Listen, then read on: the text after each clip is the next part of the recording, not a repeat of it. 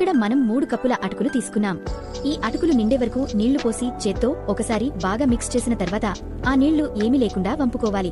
అలాగే ఒక పెద్ద సైజ్ ఉల్లిపాయ, ఒక టమాటా, 2 పచ్చిమిర్చి, అలాగే కొంచెం కొత్తిమీర కట్ చేసుకోవాలి. ఇప్పుడు బాణలు పెట్టుకుని అందులో 3 టేబుల్ స్పూన్లు నూనె వేసుకోవాలి. నూనె వేడయ్యాక ఆవాలు, జీలకర్ర, మినపప్పు, పచ్చిశనగపప్పు వేసి అవి చెటపటలాడే వరకు వేయించాలి. తర్వాత కట్ చేసి పెట్టుకున్న ఉల్లిపాయలు వేసి వేయించాలి. అలాగే పచ్చిమిర్చి వేసి ఒకసారి కలుపుకోవాలి. ఇప్పుడు కరివేపాకు వేసి కొంచెం వేగనివ్వాలి. 2 నిమిషాలు వేగిస్తే చాలు, మరీ మెత్తబడే వరకు అవసరం లేదు. తర్వాత ఇందులో కట్ చేసిన టమాటాలు వేసి అన్నీ ఒకసారి కలుపుకోవాలి.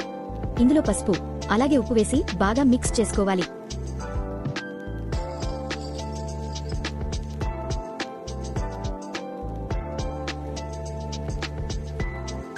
టమాటాలు మగ్గాక ఇప్పుడు అటుకులు వేసి ఒకసారి బాగా కలుపుకోవాలి. ఇందులోనే ఒక టేబుల్ స్పూన్ నిమ్మరసం కూడా వేసి మిక్స్ చేసుకోవాలి. ఇది ఆప్షనల్, మీకు ఇష్టమైతే వేసుకోవచ్చు.